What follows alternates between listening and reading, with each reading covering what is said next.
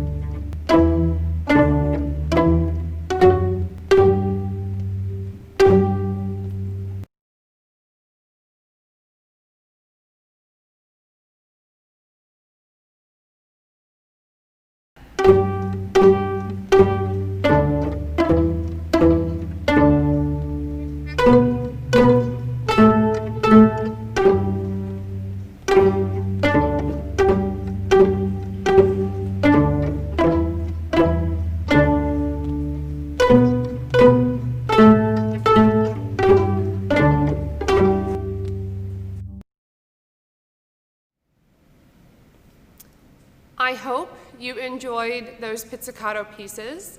We have one more pizzicato piece, but this one has a little bit more to it than just playing a simple line through a song. So we have also prepared Twinkle Twinkle Little Star, and what you will hear is the entire orchestra plays the Twinkle Twinkle song the first time through, and then the second time through, all of the lower string instruments, the cellos and the basses, will actually play a harmony line. So it fills out the orchestra sound just a little bit. So we hope you enjoy Twinkle Twinkle.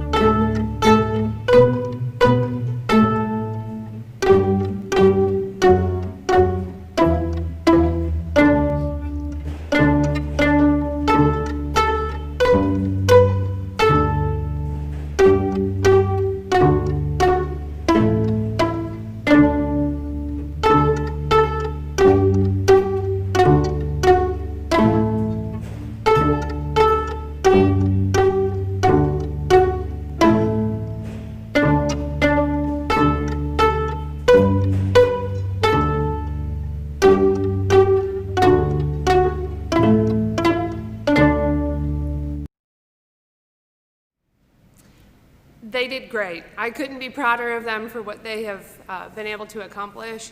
So I'll take a moment and just reflect. Usually during the sixth grade concert, I always say it's just kind of like magical or miraculous how they start the year.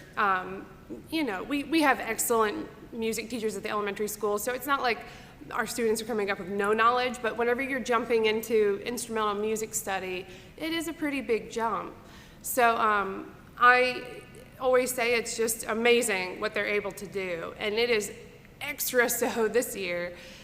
It is tough to try to learn an instrument without a teacher, like without me being able to move their elbows or move their wrists or move their fingers.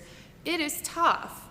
But then, as you know, kind of waxing philosophical, I just think about some of the very basics of learning how to play an instrument, though, have not changed, even though we are on distance learning at this time.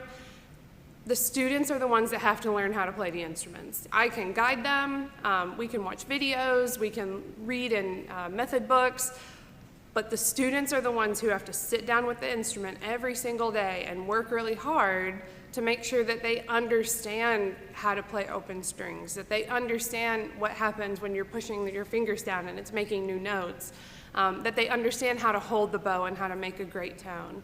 So really, the kudos is going to these students who have worked so hard to learn how to play an instrument as a beginner, and I just couldn't be prouder of you.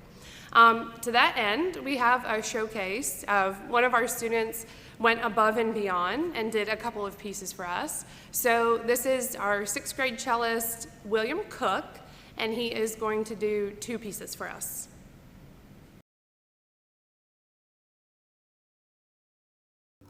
Hello, my name is William Cook, and I'll be playing Silent Night.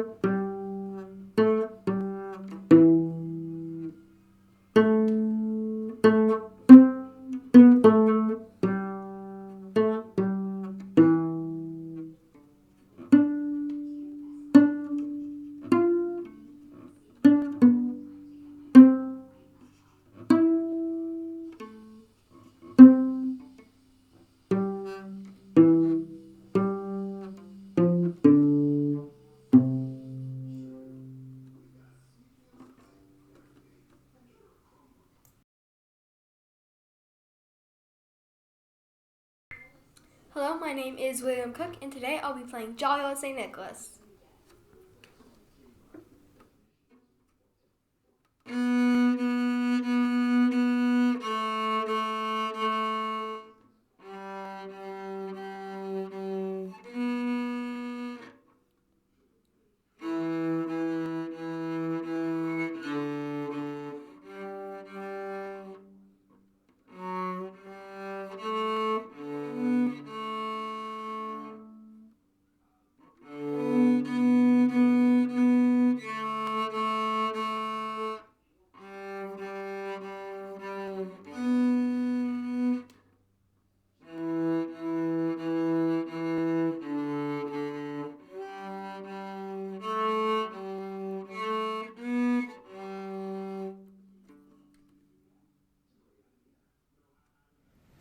How about that? Way to go, Will. I couldn't be more proud of you for learning how to do those pieces, which are above where we are right now in 6th grade. And 7th and 8th graders will notice that he did some shifting for one of the pieces. It was kind of funny. I was talking to him about it. He didn't know what shifting meant, but he did do it. It's a more advanced skill that we learn in 7th and 8th grade. So, Will, way to go. I'm so proud of you. We're going to wrap up our 6th grade portion of the concert with the bows, which makes the big sound, right? So this will be bowing open strings and our finale from 6th grade. So 6th grade, way to go. Thank you to those of you who turned your videos in, and hope you all enjoy this.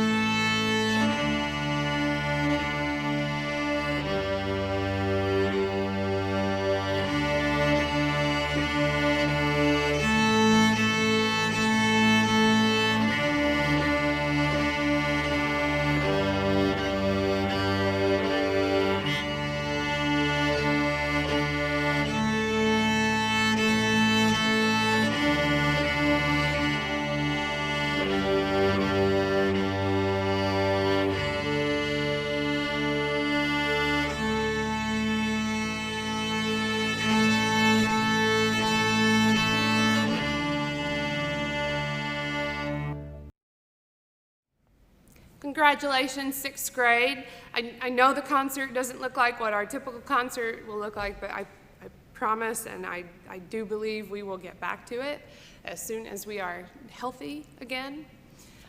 We'll move on to our 7th graders now. So our 7th graders are our second-year players, but again, I want to just remind everyone, they had from August until March 13th with me in class.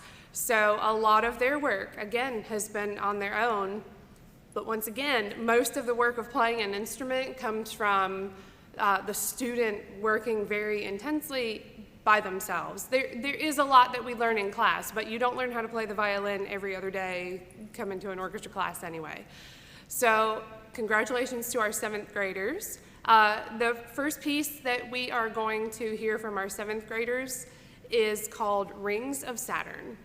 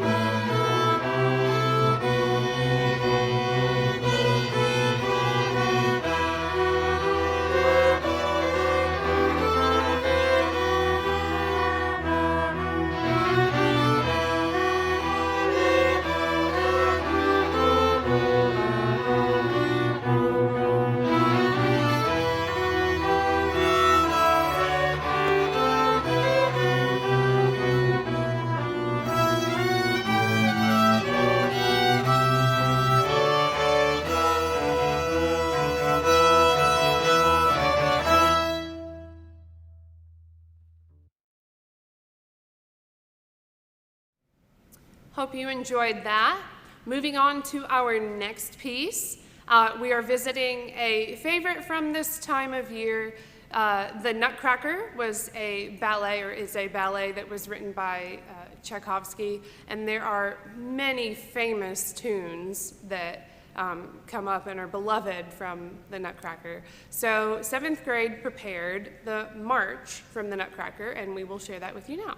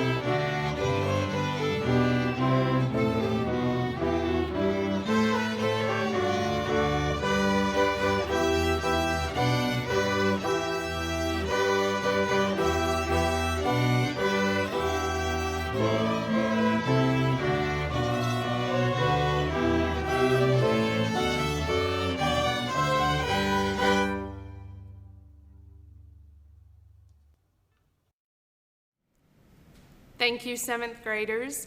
I am, again, super proud of those folks that have just worked through. I've seen some just amazing jumps and improvement and maturation in some of our players, and I'm so proud of you. I'm so proud of what you're doing. You're not here with people playing, and I know it's so hard, but you guys are just doing a fantastic job, so well done. Before we go on to our 8th grade portion, normally there's lots of things to talk about because we've been traveling or there's auditions coming up, and I realize that you may be watching this at a different time as well. You could be watching this years into the future. But I thought I would take a moment and acknowledge how much work it is to make these videos. So for me, I have to share my planning process with you. In about August, I have to have like this crystal ball that tells me where the kids are going to be able to play in about November. Usually it's for December because that's when our concert is. These virtual concerts, or not virtual, digital concerts, my crystal ball has to tell me where the kids are going to be able to play in like October, November, because then we have to start making videos. Well, when I figure out what pieces we're going to play, I have to make what's called play-along tracks. So for every piece that you are seeing this evening, or whenever you're watching, there are anywhere from 4 to 6 videos that I made myself. So I think that's 50, and I might prove myself wrong when I go back and do the animations, but it's like 52 or 56 videos. So I know some people were saying, wow, this is just a lot of videos the kids are making. I get it, because I've had to play every single part on every single instrument on every single piece. So I make a play-along track, and then I send that out to the kids, and then they practice with the metronome playing along to it, and then they have to record. They have to put a little click track in their ear, and then they record playing along with it, and that's how I'm able to align everything. So it is a lot of work, whereas normally we would just meet together and go play together.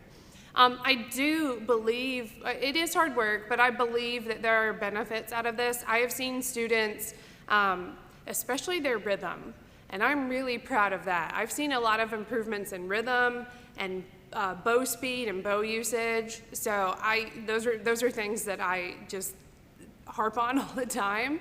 And this is making them think. It is making them listen. It is making them play along. Instead of, sometimes we kind of hide in the group and we're like, I can't play that measure. I'm going to let somebody else do it. There's nowhere to hide. It's just you. So that being said, understanding, yeah, I think 56 videos. You guys can count it whenever I put up the screen.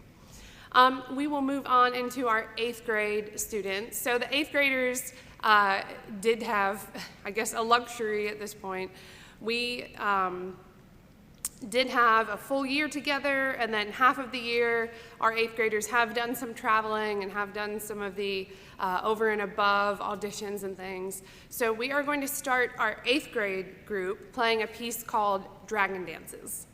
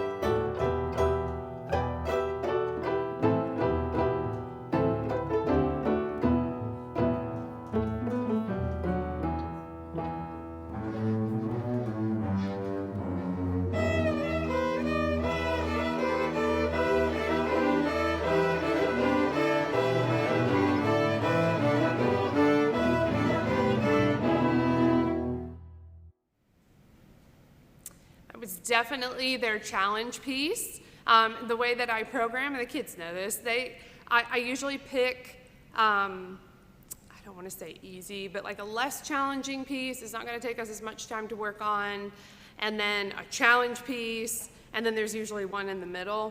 So they definitely, did put their due diligence in on Dragon Dances.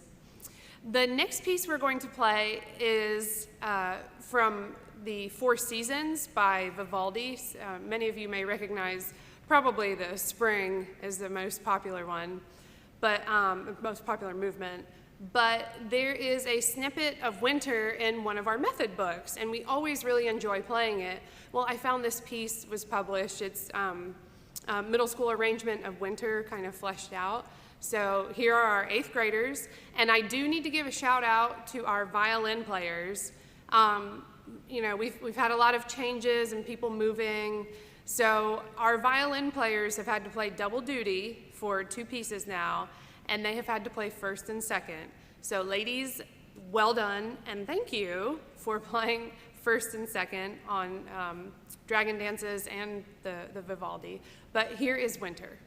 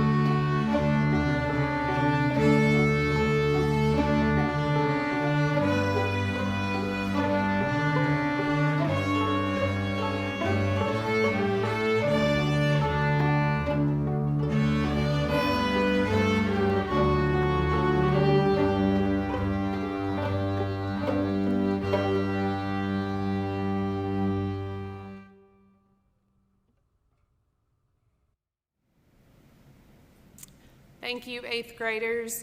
It's lovely to hear just a very calm piece for this time of year. So before we move on to our final piece, I realize I always struggle a little bit with what to say on the digital concerts, because you may be watching this months from now. You might be watching it as soon as it comes out. But if you are watching it in December of 2020, we hope you have a wonderful winter season. Happy holidays for those who celebrate. We do have some things coming up for the kids, some opportunities. If you're watching this in December, which I will be emailing out to those, to whom it pertains.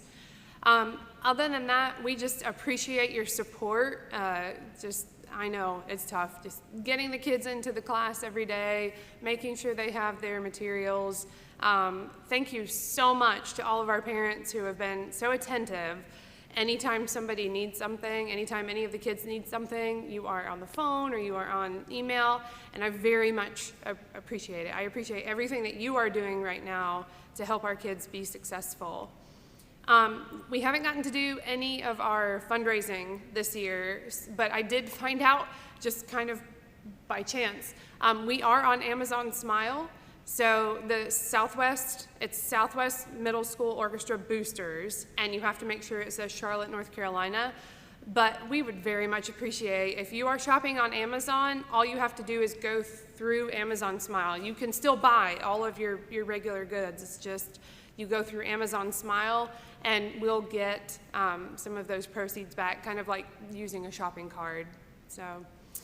All right, our final piece of the evening is one that I was just so excited about. There's always a piece that I'm like super, super excited about. When I heard it, I just thought it was gorgeous. So it's called Calm and Bright, and it's a play on Silent Night. And what the arranger, Katie O'Hara-Labrie, did was took Silent Night, and normally it's in a 3, and we've been talking about this in class. Silent night.